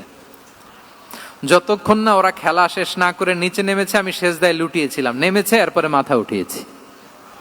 আমার মাথা উঠানোর কারণে ওদের খেলার একটু ডিস্টার্ব হবে, এজন্য আমি আর সেজদা থেকে মাথা উঠাই নাই। দেখেন, নাতির খেলার যেন ডিস্টার্ব না হয়। পেছনের মহিলা সারির এক বোনের নামাজের সমস্যা হচ্ছে, এগুলো উনি খেয়াল করতেন, ছোট্ট ছোট্ট বিষয়গুলো উনি খেয়াল করতেন। এটাকে বলে কনসিডারেট মাইন্ডসেট। কি বলে? তাহলে আমরা অন্যের প্রতি যেন সহানুভূতিশীল হই, নাকি শুধু নিজেরটাই দেখবো? অন্যেরটা দেখার দরকার আছে না নাই বলেন? 8 নাম্বার হচ্ছে ট্রান্সপারেন্সি। ট্রান্সপারেন্সি মানে হচ্ছে স্বচ্ছতা। ওনার জীবনের চাইতে, ওনার বায়োগ্রাফির চাইতে স্বচ্ছ বায়োগ্রাফি আপনি পাবেন না। No public and private divideation, and in the long history of time no one's life has been recorded more transparently than the life of Prophet Muhammad sallallahu alaihi wasallam. রাসূল সাল্লাল্লাহু আলাইহি ওয়াসাল্লামের চেয়ে বেশি পৃথিবীতে এমন সেকেন্ড কোন পারসন আপনি দেখাতে পারবেন না যার জীবনের সবকিছু রেকর্ডেড। সবকিছু রেকর্ডেড। এরকম আছে? ঘরে কি করেছেন, বাইরে কি করেছেন, স্ত্রীর সাথে কি করেছেন, বন্ধুর সাথে কি করেছেন, সাহাবাদের সাথে কি করেছেন, শত্রুর সাথে কি করেছেন, অল আর রেকর্ডেড। সব এন্ড ক্রিস্টাল ক্লিয়ার, একেবারে স্বচ্ছ পানির মতো, স্ফটিক কাচের মতো ক্লিয়ার, ট্রান্সপারেন্ট। ওনার সব কাজে উনি স্বচ্ছতা বজায় রাখতে চাইতেন। কতটা স্বচ্ছ ছিলেন একটা মজার ঘটনা শোনায় আপনাদেরকে। সহিহ বুখারীতে এসেছে, রমাদানের শেষ 10 দিন, দ্য লাস্ট 10 days অফ রমাদানে তিনি ইতিকাফ করতেন। তো ইতিকাফ অবস্থায় স্ত্রীরা এসে রাতে দেখা করে যেত, জরুরি কথা আলাপ থাকলে সেরে যেত। একবার রাতে সফিয়া বিনতে হুয়াই ইবনে আখতাব রাদিয়াল্লাহু তাআলা আনহা আসলেন, ওনার স্ত্রী। কথা হলো এবার ওনাকে একটু এগিয়ে দিবেন। মসজিদ থেকে রাসূলুল্লাহ সাল্লাল্লাহু আলাইহি ওয়াসাল্লাম বারান্দার দিকে পাশ দিয়ে আসলেন এগিয়ে দেওয়ার জন্য। ইন দ্য মিন টাইম হঠাৎ দুইজন আনসারী সাহাবী পাশ দিয়ে হেঁটে যাচ্ছেন। রাসূলুল্লাহ সাল্লাল্লাহু আলাইহি ওয়াসাল্লাম আম্মাজানকে বিদায় দিবেন এখানে। হঠাৎ করে তিনি আওয়াজ করে বললেন, আলা রিসলিকুমা, এই দাঁড়াও। ওই সাহাবী দুইজন রাসূলুল্লাহ সাল্লাল্লাহু আলাইহি ওয়াসাল্লামের সাথে কে ওটা টের পায় নাই, বুঝতে পারে নাই। বোরকায় আবৃত কোন এক নারী দেখে রাসূল আর ওই নারীকে দেখে তারা আরো দ্রুত গতিতে হাঁটতে শুরু করে দিচ্ছে, আমরা চলে যাই এখান থেকে। দেখেন, রাসূল সাল্লাল্লাহু আলাইহি ওয়াসাল্লাম নিজের অবস্থানকে ট্রান্সপারেন্ট করার জন্য বললেন, আলা রিসলিকুমা, দাঁড়াও। দাঁড়ালেন। তখন রাসূল সাল্লাল্লাহু আলাইহি ওয়াসাল্লাম বললেন যে, ইন্নাহা উম্মুকুম সফিয়া, আমার পাশে যাকে দেখতে পাচ্ছ বলে দেয়া ভালো যে সে কিন্তু অন্য কোনো নারী নয়, সে তোমাদের মা উম্মুল মুমিনিন সফিয়া। সাহাবারা বলে, সুবহানাল্লাহ ইয়া রাসূলুল্লাহ, ইয়া রাসূলুল্লাহ, এ কেমন কথা? আপনি কেন আমাদের কাছে জবাবদিহি করতে যাচ্ছেন বা ক্লারিফাই করছেন? আপনার পাশে কোনো নারী এত রাতে যদি দাঁড়িয়ে থাকে, তিনি তো আমাদের মাদের মধ্যে থেকেই তো একজন হবেন, কেন আপনি বলতেছেন? তখন রাসূল সাল্লাল্লাহু আলাইহি ওয়াসাল্লাম বললেন যে, না, ইন্না শাইতানা ইয়াজরি মিনাল ইনসানি মাজরাদ দাম, শয়তান মানুষের রগে রগে চলাচল করে। ওয়া ইন্নী খাশিতু আই ইউকযিফা ফি কুলুবিকুমা শাররান, আরেক বর্ণনায় আছে শাইআন, আমার ভয় হয় হয়তো শয়তান কোনো সন্দেহের উদ্রেক তোমাদের হৃদয়ে ঢুকায় দিতে পারে। সুবহানাল্লাহ। এজন্য আমি ক্লিয়ার করে দিলাম, এটা আমার বউ, আমার স্ত্রী, তোমাদের মা সফিয়া। দুজন সাহাবী যদি চলে যায়, এমন হতেই পারতো বাড়িতে যে একজন আরেকজনকে জিজ্ঞেস করতে পারতো যে, আচ্ছা, নবীর পাশে যে কালো বোরকা পরা মহিলাটা ছিল দেখছো না, এটা কে? তখন একজন হয়তো বলতো, কে আর হবে, আমাদের মাই তো হবে, কোনো এক মা। আরেকজন বলবে, আমাদের উম্মুল মুমিনিনের কেউ ছিল নাকি অন্য কেউ। এরকম একটা হুট করে সন্দেহের উদ্রেক মাথায় আসতে পারে না যে ওনার স্ত্রী ছিল না অন্য কেউ ছিল? আসতে পারে কি পারে না বলেন? ওই সন্দেহের অবকাশটুকু রাসূল সাল্লাল্লাহু আলাইহি ওয়াসাল্লাম রাখেন নাই। উনি বলে দিলেন যে, এটা তোমাদের মা, এটা সফিয়া। এই সন্দেহের অবকাশের কোনো সুযোগ নাই। তাহলে রাসূল সাল্লাল্লাহু আলাইহি ওয়াসাল্লামের পুরো লাইফ ছিল ট্রান্সপারেন্ট, একেবারে স্বচ্ছ। তাহলে রাসূল সাল্লাল্লাহু আলাইহি ওয়াসাল্লামের লাইফ তিনি কত স্বচ্ছতার সাথে কাটিয়েছেন, এটা ক্লিয়ার না আমাদের সাথে? Transparent mindset. 9 নাম্বার হচ্ছে অ্যাপ্রিসিয়েটিভ, অর্থাৎ অন্যের প্রশংসা করা। আমরা অনেক সময় অন্য কেউ ভালো কাজ করলে অ্যাপ্রিসিয়েট করতে চাই না। আমরা গুণমুগ্ধ হই কিন্তু গুণগ্রাহী হতে চাই না। অন্যরে ক্রেডিট দিতে চাই না, তার ভালো কাজের স্বীকৃতি দিতে চাই না। হয়তো আমার দলের লোক না, বা আমার চিন্তার লোক না, বা আমার সার্কেলের লোক না, তার প্রশংসা করতে চাই না, তার গুণগ্রাহী হতে চাই না। এরকম মেন্টালিটি আমরা অনেকে ক্যারি করি না? রাসূল সাল্লাল্লাহু আলাইহি ওয়াসাল্লাম এটা করেননি। ভালো কিছু দেখলে মুসলিম হোক অমুসলিম হোক অ্যাপ্রিসিয়েট করতেন। Basically he develop the culture of appreciation. এটা আমাদের করতে হবে। আপনার ছেলে ভালো কিছু করেছে, অ্যাপ্রিসিয়েট করেন, ও কনফিডেন্স ফিরে পাবে। আপনার স্ত্রী ভালো রান্না করেছে, অ্যাপ্রিসিয়েট করেন, সে আনন্দিত হবে। আপনার বন্ধু ভালো কিছু একটা করেছে, তাকে ইন্সপায়ার করেন, অ্যাপ্রিসিয়েট করেন। রাসূল সাল্লাল্লাহু আলাইহি ওয়াসাল্লাম একবার এক বৈঠকে 8 জন সাহাবীকে 8টা কমপ্লিমেন্ট দিয়েছেন। 8টা অ্যাপ্রিসিয়েশন দিয়েছেন। তিনি বলেছেন আরহামু উম্মতি বি উম্মতি আবু বকর। দেখেন 8 জন সাহাবীর 8টা গুণের বর্ণনা দিচ্ছেন। তিনি বললেন আমার উম্মতের মধ্যে সবচাইতে রহম দিলের সাহাবী হচ্ছে কে? আবু বকর রাদিয়াল্লাহু তাআলা। এত রহম দিলের ছিলেন, উনি যখন আল্লাহ রাসূল সাল্লাল্লাহু আলাইহি ওয়াসাল্লামের ইন্তেকালের পরে মসজিদে নববীতে যখন নামাজে দাঁড়াতেন, কান্নার চোটে উনি কেরাতই পড়তে পারতেন না। কমপ্লেন করতো সাহাবারা যে আমরা তো কেরাত বুঝি না, একটু স্পষ্ট করে পড়েন, কান্না একটু থামান। কেন কাঁদতেন? কারণ উনি যখন নামাজে দাঁড়াতেন ওনার ফিলিংসটা হতো এরকম যে কাইফা আকুমু মাকামা রাসূলিল্লাহ, আমি রাসূলের জায়গায় কিভাবে দাঁড়াই? এখানে তো আমার রাসূল দাঁড়িয়ে ইমামতি করেছেন, আমি নবীর জায়গায় দাঁড়িয়ে কিভাবে নামাজটা পড়াই? এই অনুভব থেকে উনি যে কাঁদতে শুরু করতেন, এই কান্নার ধাক্কায় উনি আর তেলাওয়াতই আগাতে পারতেন না। আরহামু উম্মতি বি উম্মতি আবু বকর। আমার উম্মতের মধ্যে সবচাইতে রহম দিলের হচ্ছেন আবু বকর। ও আসাদ্দুহুম ফি আমরিল্লাহি উমর। দেখেন প্রশংসা করতেছেন। আর আমার উম্মতের মধ্যে আল্লাহর দ্বীন বাস্তবায়নে সবচাইতে কঠোর হচ্ছে ওমর। মুনাফিকরা ওনাকে জমের মতো ভয় পেত, ইভেন শয়তান ভয় পেত। রাসূল সাল্লাল্লাহু আলাইহি ওয়াসাল্লাম বলেন ওমর, তুমি যদি এই রাস্তা দিয়ে হাঁটো, শয়তান যদি দেখতে পায়, শয়তান এই রাস্তা রেখে দিয়ে অন্য কোনো রাস্তা থাকলে ওইটা দিয়ে হাঁটে। সুবহানাল্লাহি বিহামদি। আমাদের অনেক সময় এমন হয় না যে আমাদের বাচ্চারা, ছেলে মেয়েরা খেতে চায় না, আমাদের নাতি নাতনিরা খেতে চায় না, মায়েরা খাবার নিয়ে পেছনে পেছনে ঘুরে, আর তখন ভয় দেখায় এই রাত্রিবেলা তাড়াতাড়ি খাও, ওই যে বাঘ আসবে বাঘ, বিড়াল আসবে বিড়াল, তাড়াতাড়ি না খেলে কিন্তু ভূত আসবে ভূত। এরকম বলেন আপনারা? বলেন না? এই দায়িত্ব তো আপনাদের কাঁধে থাকে না? তো ওই যে আমাদের বোনরা বলতে পারবে, বোনরা খাবার নিয়ে ঠিকই রাত্রিবেলায় বাচ্চাদের পেছনে পেছনে এরকম দৌড়াতে হয়। তো কি বলতে হয় যে এই ভূত আসলো ভূত, ওই যে বিড়াল আসলো বিড়াল, কুকুর আসলো, এইগুলো বললে বাচ্চারা আবার ভয় পায়, তাড়াতাড়ি করে খায়। তো মদিনাতেও মদিনার বাচ্চারা খেতে চাইতো না। তো খেতে না চাইলে মায়েরা ভূত আসতেছে ভাল্লুক আসতেছে এগুলো না বলে বলতো হা হুয়া ইয়াতি উমর, ইয়াতি উমর, তাড়াতাড়ি খাও তাড়াতাড়ি খাও, ওই যে ওমর আসতেছে ওমর। সুবহানাল্লাহি বিহামদি। ওয়া আশাদ্দুহুম ফি আমরিল্লাহি উমর। আল্লাহর দ্বীন বাস্তবায়নে সবচেয়ে কঠোর ছিলেন ওমর রাদিয়াল্লাহু তাআলা আনহু। ওয়া আসদাকুহুম হায়াআন উসমান। সবচেয়ে লাজুক সাহাবী ছিলেন উসমান রাদিয়াল্লাহু তাআলা আনহু। শুধু অর্থ বলে যাই। ওয়া আকরাউহুম লিকিতাবিল্লাহি উবাই ইবনে কাব। সবচেয়ে কোরআনের ভালো কেরাত পড়তে পারতেন উবাই ইবনে কাব। আফরাদুহুম যায়েদ ইবনে সাবিত। উত্তরাধিকার বন্টনের নীতিমালা ফারায়েজের জ্ঞান ছিল যায়েদ ইবনে সাবিত রাদিয়াল্লাহু তাআলা আনহু। ওয়া আ'লামুহুম বিল হালালি ওয়াল হারামি মুআদ ইবনে জাবাল। এই উম্মতের হালাল হারামের স্পেশালিস্ট সাহাবী হচ্ছেন মুআদ ইবনে জাবাল। আলা ওয়া ইন্না লিকুল্লি উম্মাতিন আমিনান ওয়া আমিনা হাযিহিল উম্মাহ আবু উবাইদা ইবনুল জাররাহ। সব উম্মতের একজন বিশ্বস্ত লোক থাকে, এই উম্মতের সবচাইতে বিশ্বস্ত লোক হচ্ছে আবু উবাইদা ইবনুল জাররাহ। দেখেন 8 জন সাহাবীর 8টা গুণের কথা বললেন। আচ্ছা, রাসূল সাল্লাল্লাহু আলাইহি ওয়াসাল্লাম যখন সাহাবীদের প্রশংসা করেছেন, ওই সাহাবীদের কেমন লেগেছে বলেন তো? ফিলিংসটা ভালো লেগেছে না? হৃদয়ে জুড়িয়েছে, ইন্সপায়ার্ড হয়েছেন, মোটিভেটেড হয়েছেন। সাহাবীদের মধ্যে সবচাইতে সুরেলা গলার কণ্ঠের অধিকারী ছিলেন আবু মুসা আল-আশআরী রাদিয়াল্লাহু তাআলা আনহু। তো রাসূল সাল্লাল্লাহু আলাইহি ওয়াসাল্লাম একবার রাত্রিবেলা তার বাসার পাশ দিয়ে যাচ্ছিলেন, দীর্ঘ সময় ওনার কণ্ঠের তেলাওয়াত শুনলেন। পরের দিন সকালে বললেন যে আবু মুসা, তুমি তো চমৎকার গলায় তেলাওয়াত করো। আবু মুসা বলে, ইয়া রাসূলুল্লাহ, আমি তো কোনোদিন আপনার সামনে দাঁড়িয়ে তেলাওয়াত করি না, আপনি কি করে জানলেন? রাসূল সাল্লাল্লাহু আলাইহি ওয়াসাল্লাম বললেন, গত রাতে তুমি যখন তেলাওয়াত করছিলে, আমি তোমার ঘরের পাশ দিয়ে যাচ্ছিলাম, আমি মনোযোগ দিয়ে শুনেছি। আবু মুসা বলে, ইয়া রাসূলুল্লাহ, আপনি আমার তেলাওয়াত শুনতেছেন, ওইটা জানলে তো আমি ফজর পর্যন্ত তেলাওয়াত চালিয়ে যেতাম, হাত্তাল ফাজর আমি তেলাওয়াত চালিয়ে যেতাম ইয়া রাসূলুল্লাহ। আল্লাহ রাসূল সাল্লাল্লাহু আলাইহি ওয়াসাল্লাম তখন বললেন, লাকাদ উতিতা মিজমারান মিন মাজামিরি আলি দাউদ। হে আবু মুসা, দাউদ আলাইহিস সালামের গলায় আল্লাহ তাআলা যেমনি সুরের ঝংকার দিয়েছেন, এই উম্মতের মধ্যে তোমার গলায় আল্লাহ সেই সুরের লহরী ঢেলে দিয়েছে। বলেন এই অ্যাপ্রিসিয়েশন যখন রাসূলের মুখ থেকে পাইলো কেমন লাগবে ওনার? এখানে ধরেন আপনি কেউ হাফেজে কোরআন শেখ সুদাইস যদি বলে যে মাশাআল্লাহ মাশাআল্লাহ আনতা কারিউল কুররা, আপনাকে যদি এটা বলে কেমন লাগবে আপনার? হ্যাঁ, সারা দুনিয়া তো এটা বলে বেড়াবেন যে শেখ সুদাইস আমার রেসিটেশনের প্রশংসা করেছে, খাবার ইমাম আমার প্রশংসা এপ্রিসিয়েট করেছে। আর স্বয়ং রাসূলুল্লাহ সাল্লাল্লাহু আলাইহি ওয়াসাল্লাম যখন বলে তোমার গলায় আল্লাহ সুরের ঝংকার ঢেলে দিয়েছে, তখন ওনার কেমন লেগেছে? এজন্য আপনার ছেলে মেয়ে স্ত্রী বন্ধু আপনার সার্কেলের কেউ কোনো ভালো কাজ করলে কৃপণতা করবেন না, এপ্রিসিয়েট করুন। রাসূল সাল্লাল্লাহু আলাইহি ওয়াসাল্লাম এপ্রিসিয়েশন আমাদেরকে শিখিয়েছেন।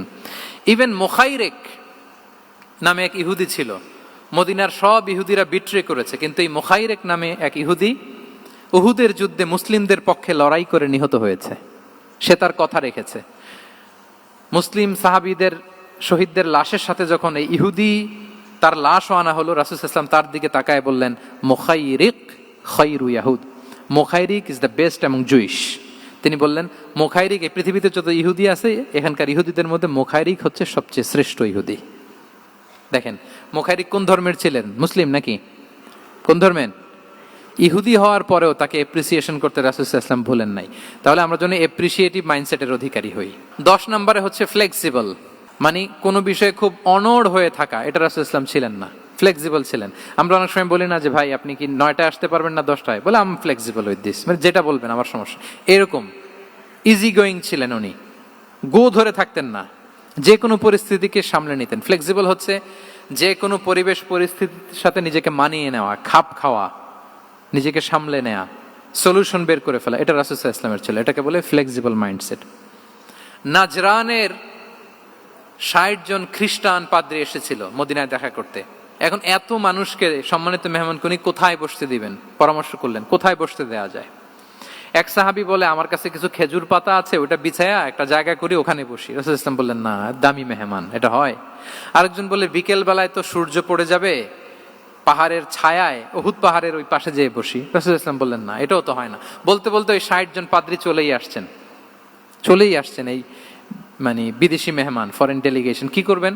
রাসূল সাল্লাল্লাহু আলাইহি ওয়াসাল্লাম 60 জনকে মসজিদে নববীর ভেতরে নিয়ে বসালেন, মসজিদে নববীর ভেতরে বসালেন। এবং সিরাতে ইবনে ইসহাকে এসেছে যে তখন ওদের আবার ইবাদতের সময় হয়েছে, রাসূল সাল্লাল্লাহু আলাইহি ওয়াসাল্লাম তাদেরকে ইবাদতের সুযোগ দিয়েছেন। তাদের কিবলা পূর্ব দিকে, তারা পূর্ব দিকে হয়ে 60 জন ওখানে ইবাদত করেছে, তাদের ধর্ম রীতি অনুযায়ী সালাত আদায় করছে। দেখেন কতটা ফ্লেক্সিবল ছিলেন রাসূল সাল্লাল্লাহু আলাইহি ওয়াসাল্লাম। ফজরের সালাতের পরে ঘরে ঢুকেই আম্মা জান আয়েশাকে জিজ্ঞেস করতেন কোনো খাবার আছে? আম্মা জান আয়েশা যদি বলতেন আছে, তিনি সেটা খেতেন। কোনদিন যদি বলতেন না ইয়া রাসূলুল্লাহ ঘরে তো খাবার নাই, তখন রাসূল সাল্লাল্লাহু আলাইহি ওয়াসাল্লাম বলতেন ফা ইন্নী সাইম, অসুবিধা নাই, খাবার যেহেতু নাই আমি রোজা রেখে দিলাম। কত ইজি গোয়িং। আচ্ছা আমরা হলে কি করতাম বলেন তো? ফজরের পরে ঘরে গেছেন, আপনি বড় সাহেব না, এবার যাওয়ার পরে জিজ্ঞেস করছেন কি আছে খাবার দাও, যদি বলে ঘরে কিছু নাই, কি বলবেন দেখি? কয়েকটা উত্তর আসুক। হ্যাঁ, খবর আছে? এই তো যদি আমরা আলহামদুলিল্লাহ বলি, that is called easy going and flexible mindset. এটাই হওয়া উচিত। খাবার থাকলে খেতেন, না থাকলে বলতেন okay I am fasting, it's not a big deal, ফা ইন্নী সাইম, যেহেতু নাই কি আর করবো, আমি রোজা রেখে দিলাম। এরকম ইজি গোয়িং ছিলেন। দেখেন his life was so simple but so special. হ্যাঁ, মুহাম্মদ সাল্লাল্লাহু আলাইহি ওয়াসাল্লাম তাহলে ফ্লেক্সিবল ছিলেন। 11 নাম্বার হচ্ছে অপটিমিস্টিক মাইন্ডসেটের অধিকারী ছিলেন। অপটিমিস্টিক, পেসিমিস্টিক ছিলেন না, মানে ইতিবাচক চিন্তা করতেন সবসময়। কি চিন্তা করতেন? আপনি আজকের এই হল রুমের কিছু ভুল ধরতে পারবেন না? যদি বলে যে কয়েকটা ভুল ধরেন, বলবেন যে এই সমস্যা, সাউন্ডের সমস্যা, ওইদিকে এটা নাই, ওইদিকে এটা নাই, এটা হচ্ছে ভুল। আপনি পেসিমিস্টিকটা ধরলেন। এবার যদি বলা হয় আজকের এই প্রোগ্রামের কয়েকটা পজিটিভ দিক বলেন, তখন আপনি কিন্তু কয়েকটা পয়েন্ট বের করতে পারবেন যে এটা ছিল একটা ইতিবাচক দিক, এই প্রোগ্রামের এটা ছিল একটা পজিটিভ দিক। তো রাসূল সাল্লাল্লাহু আলাইহি ওয়াসাল্লাম ওই পজিটিভ দিকগুলোতে ফোকাস করতেন। হ্যাঁ, come back positive, not go back negative. রাসূল সাল্লাল্লাহু আলাইহি ওয়াসাল্লামের কাছে এসে যদি কেউ বলতে রাসূলুল্লাহ আমি খুব অসুস্থ, রাসূল সাল্লাল্লাহু আলাইহি ওয়াসাল্লাম বলতেন লা বাসা আলাইকা তুহুরুন ইনশাআল্লাহ, ইয়া রাসূলুল্লাহ আমি অসুস্থ। রাসূল সাল্লাল্লাহু আলাইহি ওয়াসাল্লাম বলতেন আরে don't worry, it will cleanse up you from your sins if Allah wish, ইনশাআল্লাহ এতে তোমার যে গুনাহ টুনা আছে, পাপ আছে, এই পাপগুলোকে আল্লাহ তাআলা এই অসুস্থতা দিয়ে মোচন করে দিচ্ছেন। পড়েন সুবহানাল্লাহ। তাইলে আপনি অসুস্থতার মধ্যে একটু হালকা হলেন না, যে জ্বরে ভুগতেছি কিন্তু এই জ্বরে নাকি আমার গুনাহ মাফ হয়ে যায়। পেটের ব্যথায় আক্রান্ত, মাথা ব্যথায় আক্রান্ত, কিন্তু এটাতে নাকি আল্লাহ আমার পাপ মোচন করে দেয়, তাহলে একটু ভাল লাগবে না? তাহলে দেখেন একটা কঠিন পরিবেশকে রাসূল সাল্লাল্লাহু আলাইহি ওয়াসাল্লাম সহজ করতেন। অসুস্থ শুনলেই লা বাস তুহুর ইনশাআল্লাহ, আর কিছু হবে না, আল্লাহ তোমার গুনাহ মাফ করে দিচ্ছে। অসুস্থ ব্যক্তি দেখলেই মাথায় হাত দিয়ে দোয়া করতেন আল্লাহুম্মা রাব্বান নাস আযহিবিল বাস ইশফি আনতাশ শাফি লা শিফাআ ইল্লা শিফাউক শিফাআন লা ইউগাদিরু সাকামা। উজ্জীবিত হয়ে যেত অসুস্থ ব্যক্তি। আমরা কি করি? কাউকে অসুস্থ দেখলে, রোগাক্রান্ত দেখলে, ওই রোগে সবচাইতে কষ্ট পেয়ে যে মারা গেছে তার ঘটনা বলা শুরু করি যে হায় রে ভাই আপনার ক্যান্সার, আমার এক খালা ছিল ক্যান্সারের 4th স্টেজে চলে গেছিল, 14টা কেমো দেয়া লাগছে, এই যে ফিরিস্তি একেবারে ওনার দাফন কাফন পর্যন্ত। এখন বলেন ওই লোক যাও সুস্থ ছিল, এখন আর সুস্থ থাকবে? কথা বলেন, থাকবে? একটা দিব্যি সুস্থ মানুষকে যদি আপনি বলেন ভাই আপনাকে দেখতে কেমন যেন একটু রোগা রোগা লাগতেছে, অসুস্থ নাকি? এরপরে প্ল্যান করে ধরেন আপনি বললেন, উনি আবার ওদিকে যাওয়ার পরে আরেকজনকে প্ল্যান করে বলতে বললেন, ও বললো ভাই ব্যাপার কি, চেহারাটা কেমন শুকনা শুকনা। এরকম 5 জন বলার পরে ওই বিকেলে কাঁথা গায়ে দিয়ে শুয়ে ফেলবে বিছানায়। তো আপনি অসুস্থ এমনি বানাই ফেলছেন। কিন্তু রাসূলুল্লাহ সাল্লাল্লাহু আলাইহি ওয়া আলিহি ওয়াসাল্লাম উনি বলতেন লাবাস লাবাস আলাইক তাহুরুন ইনশাআল্লাহ, আরে সুস্থ হয়ে যাবা। এজন্য দেখতে গেলে আপনি উৎসাহিত করবেন, বলবেন আরে ভাই আপনারা তো খুব সুস্থ লাগতেছে। কে বলছে আপনি অসুস্থ? অসুস্থতার কোনো ছোঁয়াই তো আপনার মধ্যে নাই। হ্যাঁ, you are looking very fine, চমৎকার লাগতেছে আপনার, কে বলছে? তো ভালো হয়ে যাচ্ছেন। এটা বললে উনি আশা পায়। আর আপনি যদি ওই রোগে সবচেয়ে কষ্ট পেয়ে যে মারা গেল, এই ঘটনা যদি ওনারে শোনান, উনি বাঁচবে বলেন? তাহলে আমরা মানুষকে উৎসাহিত করব, অপটিমিস্টিক হব, প্যাসিমিস্টিক হব না। এবার বলুন হুনাইনের যুদ্ধে, কুইজ, হুনাইনের যুদ্ধ কত হিজরিতে হয়েছিল? 8ম। হ্যাঁ, মাত্র 2-4 জন বলতেছে। আমাদের ওই যে হাসানা ফাউন্ডেশনের একটা সিরা অলিম্পিয়াড চলতেছে, এটাতে অংশগ্রহণ করতে হবে আপনাদের। আমরা প্রতিদিন একটা করে কুইজ জানান দিচ্ছি মানুষদেরকে, একেবারে সব মুখস্থ হয়ে যাবে ইনশাআল্লাহ।